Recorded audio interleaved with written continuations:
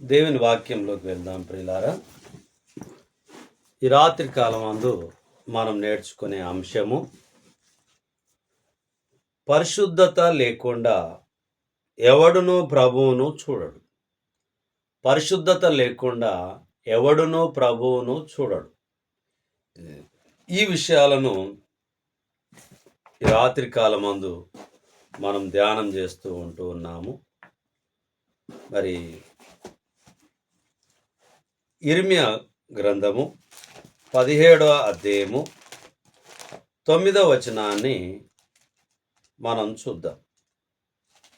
ఇర్మియా గ్రంథము 17వ అధ్యాయము 9వ వచనాన్ని చూద్దాం. 9వ వచనం. హృదయము అన్నిటికంటే మోసకరమైనది, అది ఘోరమైన వ్యాధి గలది, దాని గ్రహింపగలవాడెవడు? హృదయము అన్నిటికంటే మోసకరమైనదిగా ఉన్నది, దాన్ని గ్రహింపగలిగినటువంటి వారు ఎవరు అని చెప్పి దేవుని వాక్యం గుర్తు చేస్తూ ఉన్నది. ఈ యొక్క హృదయాన్ని మోసకరమైనటువంటిదిగా ఉంది అని చెప్పి దేవుడు గుర్తించాడు. ఆ గుర్తించినటువంటి విషయంలో ఈ మోసకరమైనటువంటి వాటిలోకి వెళ్ళి ఏమైనా మన ఆలోచనలలో దేవునికి పరిశుద్ధతకు చోటిస్తున్నామా, లేకపోతే అపవిత్రతకు మనం చోటిస్తున్నామా అని చెప్పి దేవుని వాక్యము మనల్ని గుర్తు చేస్తుంది. మొట్టమొదట హృదయం అన్నిటికన్నా మోసకరమైనది, అది వ్యాధి కలిగినదిగా ఉంటున్నదని చెప్పి గుర్తు చేయబడుతూ ఉన్నది. మార్కు స్వార్త 7వ అధ్యాయము 21వ వచనము మరియు 22వ వచనాన్ని మనం చూద్దాం. మార్కు స్వార్త 7వ అధ్యాయము 21వ వచనము 22వ వచనాన్ని మనం చూద్దాం.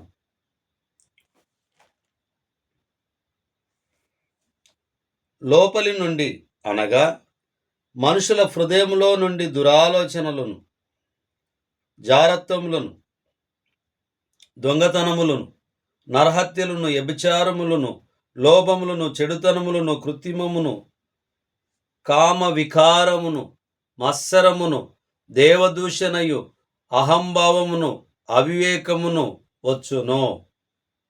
ఈ చెడ్డవనియు లోపల నుండియే బయలు వెళ్ళి మనుషుని అపవిత్రపరచునని ఆయన చెప్పాను.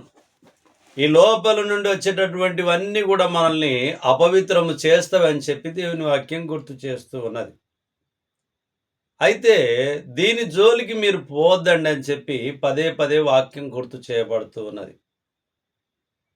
ఏమిటి అంటే, హృదయము నుండి దురాలోచనలను, జారత్వములను, దొంగతనములను, నరహత్యలను, వ్యభిచారములను, లోభములను, చెడుతనమును, కృత్రిమమును, కామ వికారమును, మరి మత్సరమును, దేవదూషణయు, అహంభావమును, అవివేకమును వచ్చును. ఈ చెడ్డవని లోపల నుండి బయలు వెళ్ళి మనుషుని అపవిత్రపరచునని గుర్తు చేయబడుతూ ఉన్నది. ఈ చెడ్డవన్నీ కూడా ఎక్కడి నుంచి వచ్చావని చెప్పి గుర్తు చేస్తుంది, మన లోపల నుండి వచ్చినవి అని చెప్పి గుర్తు చేయబడుతూ ఉన్నది. కాబట్టి ఈ చెడ్డ వల్ల మనం ఉంచుకొని పరిశుద్ధత లేకుండగా ఎవడునో ప్రభువును చూడడు అంటే అపవిత్రతను తీసివేసుకోవాలి, పరిశుద్ధతను మనము సొంతం చేసుకోవాలని చెప్పి దేవుని వాక్యము గుర్తు చేయబడుతూ ఉన్నది. యెహెజ్కేలు గ్రంథము 36వ అధ్యాయము 26వ వచనాన్ని చూద్దాం. 36:26.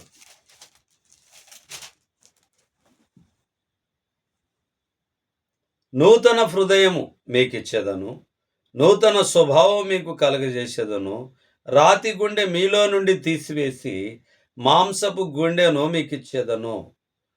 దేవుడు పిలుస్తూ ఉన్నాడు, నూతన హృదయాన్ని మీకు ఇస్తాను, రాతి గుండెను తీసి మాంసపు గుండెను అమరుస్తానని చెప్పి గుర్తు చేయబడుతూ ఉన్నది. ఇంకా మనం అలాగునే రాతి గుండెలాగానే ఉంటూ ఉన్నాం, దేవుని వాక్యానికి దూరంగా ఉంటూ ఉన్నాం, మంచి మాటలకు దూరంగా ఉంటూ ఉన్నాం, మంచి ప్రవర్తనకు దూరంగా ఉంటూ ఉన్నాం, చెడు కార్యాలకు దగ్గరగా ఉంటూ ఉన్నాం.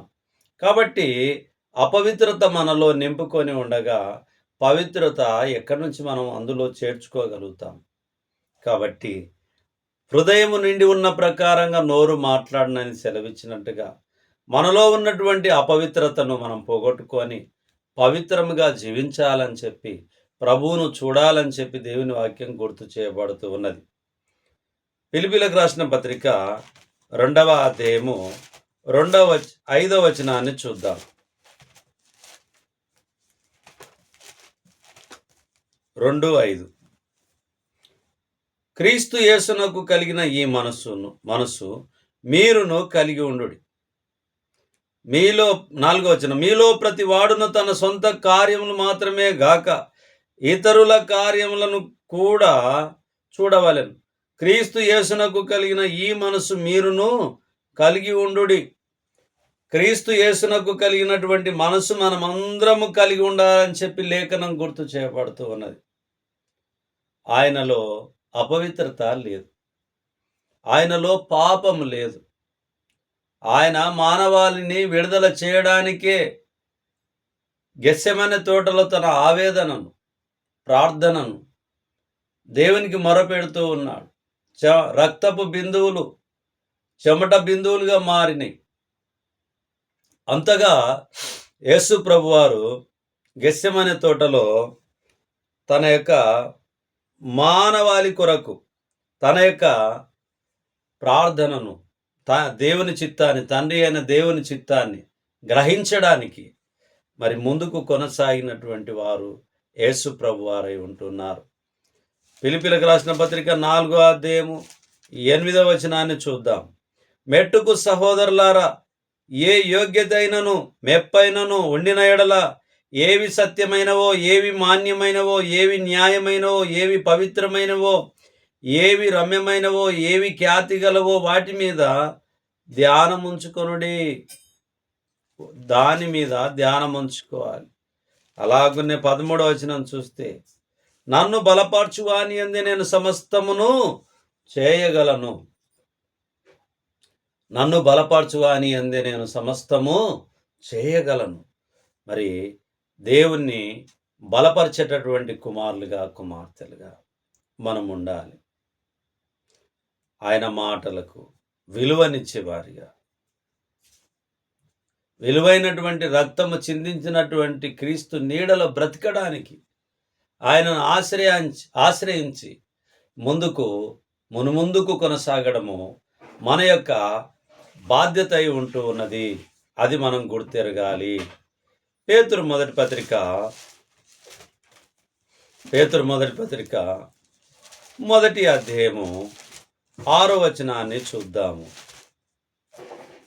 6వ వచనము, ఇందువలన మీరు మిక్కిలి ఆనందించుచున్నారు గాని అవసరమును బట్టి నానా విధములైన శోధనల చేత ప్రస్తుతమున కొంచెం కాలం మీకు దుఃఖము కలుగుచున్నది. కొద్ది కాలం దుఃఖం కలుగుతుంది, కానీ అపవిత్రత మీలో ఉంచుకోవద్దు, పాపాన్ని మీలో ఉంచుకోవద్దు, దేవుని ఆజ్ఞల్ని తిరస్కరించవద్దు.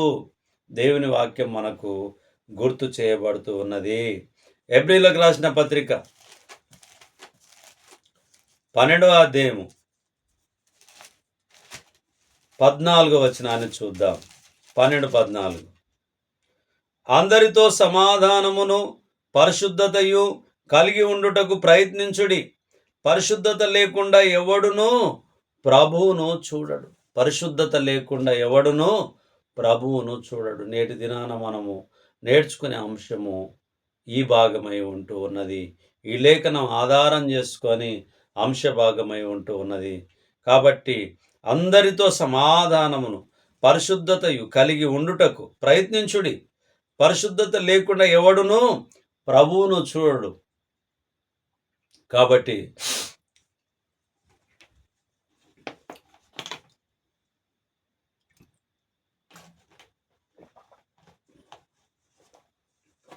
మనము పరిశుద్ధతను మనం కాపాడుకోవాలి. పరిశుద్ధ పరిశుద్ధ పరిశుద్ధ ప్రభువా వరదూతలైనా నిన్ వర్ణింపగలరా.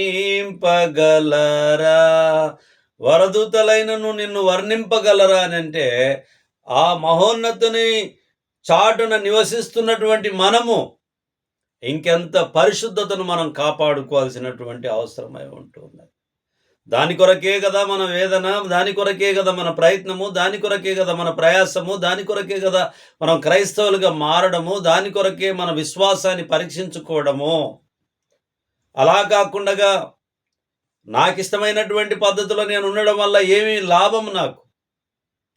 అందుకనే ఏవి న్యాయమైనవో, ఏవి రమ్యమైనవో, ఏవి మాన్యమైనవో వాటిని మనం తెలుసుకొని ముందుకు నడుచుకోవాలని చెప్పి దేవుని వాక్యం గుర్తు చేయబడుతూ ఉన్నది. కీర్తనలు 24వ కీర్తన 3-4 చరణాన్ని మనం చూద్దాం. కీర్తనలు 24:3-4 చరణం. యెహోవా పర్వతమునకు ఎక్కదగిన వాడెవడు? ఆయన పరిశుద్ధ స్థలములలో నిలవదగిన వాడెవడు? వ్యర్థమైన దాని యందు మనసు పెట్టకయు, కపటముగా ప్రమాణము చేయకయు, నిర్దోషమైన చేతులను శుద్ధమైన హృదయమును కలిగి ఉండువాడే. శుద్ధమైనటువంటి హృదయాన్ని కలిగి ఉండువాడే, వారే దేవుని వారసులు అని చెప్పి గుర్తు చేయబడుతూ ఉన్నది. ఈ హృదయాన్ని శుద్ధి చేసుకోవడం, హృదయంలో ఉన్నటువంటి మాలిన్యాన్ని తీసివేసుకోవడం. అవును ప్రభువా, నేను పొరపాటు చేశాను, నన్ను క్షమించుమని చెప్పి ప్రాధేయపడడం. ఇది కదా దేవుడిచ్చినటువంటి ఆదర్శప్రాయమైన సూత్రాలు మనకు మన జీవితంలో. ఆయన వంటి గొప్పవాడు ఎవరు లేరు కాబట్టి మనము దేవుని నీడన బ్రతుకు చేస్తున్నటువంటి మనము మరి జాగ్రత్తగా ఉండాలి. తిమోతి పత్రిక 5వ అధ్యాయము, మొదటి తిమోతి పత్రిక 5వ అధ్యాయము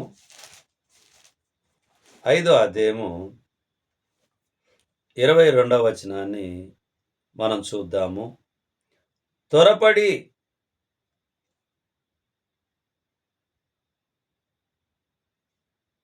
త్వరపడి ఎవని మీదనైనను హస్తనిక్షేపణము చేయకుము, పరుల పాపంలో పాలివాడవై ఉండకుము, నీవు పవిత్రుడుగా ఉండునట్లు చూచుకొనుము. పవిత్రంగా ఉండడానికి మనము పరిశీలన చేసుకోవాలని చెప్పి దేవుని వాక్యము గుర్తు చేయబడుతూ ఉన్నది. 6వ వచనాన్ని కూడా చూద్దాం ప్రియులారా. సుఖభోగముల యందు ప్రవర్తించున్నది బ్రతుకుచుండియు చచ్చినదై ఉండును. సుఖభోగముల నిమిత్తము ఉన్నటువంటి వారు బతుకు నిమిత్తము ఉంటారు అని చెప్పి గుర్తు చేయబడుతూ ఉన్నది. కాబట్టి ప్రియులారా, లేఖనాలు మనకు ఏవైతే చెప్తూ ఉన్నాయో వాటిని మనము ముందుకు నడిచేవారిగా మనం ఉండాలి. నిర్గమకాండము 20వ అధ్యాయము 14వ వచనంలో వ్యభిచరింపకూడదు అనేటటువంటి విషయాన్ని పొందుపరచబడి ఉన్నది. ఎందుకంటే అది అపవిత్రతకు చోటిస్తుంది కాబట్టి వాటి జోలికి వెళ్ళవద్దు అని చెప్పి గుర్తు చేయబడుతూ ఉన్నది. నిర్గమకాండము 20వ అధ్యాయము 14వ వచనాన్ని మనం చూద్దాము. వ్యభిచరింపకూడదు, వ్యభిచారము చేయవద్దు. మత్తయి సువార్త 5వ అధ్యాయము 27వ వచనాన్ని చూద్దాం. మత్తయి సువార్త 5వ అధ్యాయము 27వ వచనాన్ని చూద్దాం. వ్యభిచారము చేయవద్దని చెప్పబడిన మాట మీరు విన్నారు కదా, వింటూనే ఉన్నాము కదా, అయినా మళ్ళీ వ్యభిచారంలోకి వెళ్ళిపోతూ ఉంటున్నాం. అయినా సరే మళ్ళీ పాపంలోకి వెళ్ళిపోతూ ఉన్నాం. అయినా సరే ఆ చీకటి రాజ్యంలో మనం ఉండాలని అనుకుంటాం. పరలోక రాజ్యం ఉండాలని చెప్పి చాలా వరకు మనం ఆలోచన చేస్తే, దేవుని వాక్యం మనకు గుర్తు చేస్తే, మనము పాపంలో చీకటిలో ఉండాలని చెప్పి ఆలోచన చేస్తూ ఉంటాం. కాబట్టి సరి చేసుకోవడానికి, శుద్ధి చేసుకోవడానికి, పవిత్రపరచుకోవడానికి, పరిశుద్ధత పరచుకోవడానికి, పరిశుద్ధుడైనటువంటి క్రీస్తు యందు భయభక్తులు కలిగి ఉండడానికి మనకు బోధ చేయబడుతున్నటువంటి మాటలను మనమందరము జ్ఞాపకం చేసుకుందాము. యోహాను మొదటి పత్రిక 2వ అధ్యాయము 16వ వచనాన్ని చూద్దాం ప్రియులారా. యోహాను మొదటి పత్రిక 2వ అధ్యాయము 16వ వచనాన్ని చూద్దాం. లోకంలో ఉన్నదంతయు అనగా శరీరాశయు, నేత్రాశయు, జీవపు డంబమును తండ్రి వలన పుట్టినవి కావు, అవి లోక సంబంధమైనవే. లోకమును దాని ఆశయు గతించిపోవచ్చున్నాయి, గాని దేవుని చిత్తమును జరిగించువాడు నిరంతరమును నిలుచును. మరి మనకిష్టమైనటువంటి బ్రతికి వ్యర్థమైనటువంటి వాటిలో పాపంలో పడిపోదామా? లేదా దేవుని చిత్తాన్ని గ్రహించి లోకమును దాని ఆశ గతించిపోతున్నాయి, కానీ దేవుని చిత్తాన్ని జరిగించిన వారు నిరంతరం నిలిచి ఉంటారని సెలవిచ్చినట్టుగా నిరంతరం నిలిచి ఉందామా? మనల్ని మనం పరిశీలన చేసుకుందాం ప్రియులారా. మనల్ని మనం ఆలోచన చేద్దాం ప్రియులారా. బ్రతికుండగానే ఆలోచన చేద్దాం. దేవుని చిత్తాన్ని గ్రహించుకుందాం. పేతురు 2వ పత్రిక 2వ అధ్యాయము 14వ వచనాన్ని చూద్దాం ప్రియులారా.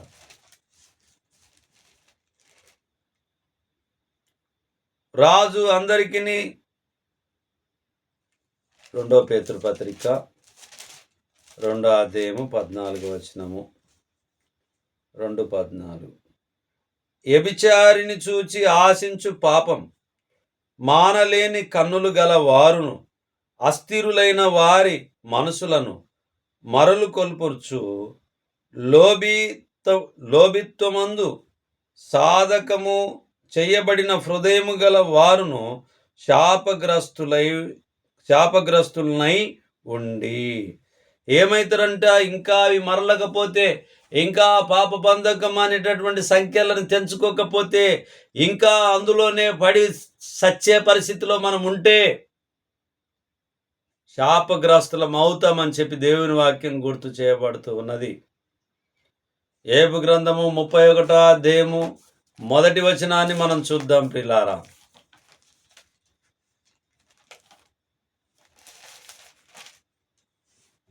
నేను నా కన్నులతో నిబంధన చేసుకొంటిని, కన్యకను నేనెలాగూ చూచుదును. యోబు గారు చెప్తున్నారు, నా కన్నులకు నేను నిబంధన చేసుకున్నాను, కన్యకలు నేను ఎలా చూచెదను. కానీ మన కన్నులైతే లోకమంతా సంచరిస్తూ ఉన్నాయి. మన కన్నులలో పాపమంతా సంచరిస్తూ ఉన్నది. మనము మన ఆలోచనలు, మన ఉద్దేశాలు వాక్యంలో ఉన్నటువంటి చేయకూడనటువంటి దానిలోనే విహారయాత్రను మనం చేస్తూ ఉన్నాం, విహరిస్తూ ఉన్నాం. అందుట్లో ప్రయాణిస్తున్నాం, అందుట్లో జర్నీ చేస్తూ ఉన్నాం. కాబట్టి సరి చేసుకోవడానికి దేవుడిచ్చినటువంటి అవకాశాన్ని నిర్లక్ష్యం చేయకుండా మన కన్నులకు మనం ఏం చేసుకోవాలి? నిబంధనను మనము చేసుకోవాలి. 141వ కీర్తన 3వ చరణాన్ని చూద్దాం. యెహోవా నా నోటికి కావలి ఉంచుము, నా పెదవుల ద్వారమునకు కాపు పెట్టుము. పాపము చేయి వారితో కూడా నేను దుర్నీతి కార్యక్రమంలో చొరబడకుండునట్లు నా మనసు దుష్కార్యములకు తిరగనీయకుము. వారి రుచిగల పదార్థములు నేను తినకయుందునుగాక. అవును ప్రియమైనటువంటి వాళ్ళారా, ఈ రుచికరమైనటువంటి వాటిని తినవద్దు అని చెప్పి, తినకుండా ఉండడానికి నా పెదవులను, నా కన్నులను నీవు కాపాడు, నన్ను కాపాడమని చెప్పి జ్ఞాపకం చేయబడుతూ ఉన్నది దావీదు గారి కీర్తనలో. మరి మనము ఆ విధమైనటువంటి ఆలోచన కలిగి, మరి ఎప్పుడైతే మనము వాక్యాన్ని అంగీకరించి వాక్యపు వెలుగులో మనం నడుస్తూ ఉంటే అనేక విషయాలు మనకు వాక్యము గుర్తు చేస్తూ ఉన్నది. ఎఫెసీయులకు రాసిన పత్రిక 4వ అధ్యాయము 29వ వచనాన్ని మనం చూస్తే, వినువారికి మేలు కలుగునట్లు అవసరమును బట్టి క్షేమాభివృద్ధికరమైన అనుకూల వచనమే పలుకుడి గాని దుర్భాష ఏదైనను మీ నోట రానియకుడి. దుర్భాష ఏదైనను మీ నోట రానియకుడి. అనుకూల వచనమే, శుభవచనమే మీరు పలుకండి అని చెప్పి గుర్తు చేయబడుతూ ఉన్నది. నోటిని భద్రముగా కాపాడుకోమని చెప్పి దేవుని వాక్యము గుర్తు చేయబడుతూ ఉన్నది. మత్తయి సువార్త 12వ అధ్యాయము 34వ వచనాన్ని మనం చూద్దాం ప్రియులారా. మత్తయి సువార్త 12వ అధ్యాయము 34వ వచనాన్ని మనం చూద్దాం. సర్ప సంతానమా, మీరు చెడ్డవారై ఉండి ఎలాగు మంచి మాటలు పలుకగలరు? హృదయమందు నిండి ఉండు దానిని బట్టి నోరు మాటలాడును కదా. 37 వరకు చూద్దాం. సజ్జనుడు తన మంచి ధననిధిలో నుండి సద్విషయములను తెచ్చును, దుర్జనుడు తన చెడ్డ ధననిధిలో నుండి దుర్విషయములను తెచ్చును. నేను మీతో చెప్పున్నదేమనగా, మనుషులు పలుకు వ్యర్థమైన ప్రతి మాటను గురించి విమర్శ దినమున లెక్క చెప్పవలసి ఉండేను. నీ మాటలను బట్టి నీ నీతిమంతుడవని తీర్పు నొందుదువు, నీ మాటలను బట్టియే అపరాధివని తీర్పు నొందుదువు. మన మాటలను బట్టే తీర్పు ఉంటుందని చెప్పి, హృదయం నిండి ఉన్న ప్రకారంగానే నోరు మాట్లాడుతుందని చెప్పి దేవుని వాక్యము మనకు గుర్తు చేయబడుతూ ఉన్నది. యోహాను పత్రిక 2వ పత్రిక 10వ వచనము 11వ వచనాన్ని చూద్దాం ప్రియులారా. చూసి వాక్య భాగాన్ని మనం ముగిద్దాం. 2వ అధ్యాయము యోహాను 2వ పత్రిక 10-11 వచనాన్ని చూద్దాం. ఎవడైనను ఈ బోధను తేక మీ యొద్దకు వచ్చిన ఎడల వానిని మీ ఇంట చేర్చుకొనవద్దు. శుభమని వానితో చెప్పనవద్దు. శుభమని వానితో చెప్పువాడు వాని దుష్టక్రియలలో పాలివాడగును. పరిశుద్ధత చాలా ప్రాముఖ్యమై ఉంది. పరిశుద్ధతను కాపాడుకోవడానికి, పరిశుద్ధునిగా జీవించడానికి, పరిశుద్ధ జీవితాన్ని దేవునికి సమర్పించడానికి మనము ఎల్లవేళ సిద్ధంగా ఉండాలని చెప్పి, అప్పుడే మనము పరిశుద్ధత లేకుండగా ఎవడును ప్రభువును చూడడు అని చెప్పే అంశాన్ని ఈరోజు మనం బోధించుకుంటున్నాం. పరిశుద్ధతను కాపాడుకొని ప్రభువును చూడడానికి మనం ముందుకు కొనసాగుదాం. చిన్ని ప్రార్థన చేసుకుందాం. మహోన్నతుడా, మహాగణుడా, పరిశుద్ధుడు అని నిత్యము దూతల చేత పొగడబడుతున్న మా ప్రియ పరలోకపు తండ్రి, మీ పరిశుద్ధమైన నామాన్ని బట్టి మీకు వందనాలు చెల్లించుకుంటున్నాం. ఈ రాత్రి కాలం అందు కొన్ని మాటల చేత మమ్మల్ని మేము బుద్ధి చెప్పుకుంటూ, హెచ్చరిక పొందుకుంటూ, సరిచేసుకుంటూ, మీ వాక్యాలను తాకడానికి, మీ వాక్యాలను చూడడానికి, మీ వాక్యాలను పలకడానికి మీరిచ్చిన అవకాశాన్ని బట్టి మీకు వందనాలు చెల్లించుకుంటూ, వాక్యాన్ని వీక్షించబోతున్నటువంటి మా ప్రియులందరి కుటుంబాలు దీవించి ఆశీర్వదించి మీ చిత్తం మా అందరి పట్ల నెరవేర్చుమని ఈ మనవులు మీ కుమారుడు, మా ప్రాణరక్షకుడు, మాకై మరణం పొంది సమాధి చేయబడి తిరిగి లేచిన నజరేయుడైన యేసుక్రీస్తు అతి పరిశుద్ధమైన నామంలో బ్రతిమాలి అడిగి వేడుకొని ప్రార్థించుచున్నాము తండ్రి. ఆమేన్. ఆమేన్. అందరికి ప్రభు నామమున వందనాలు.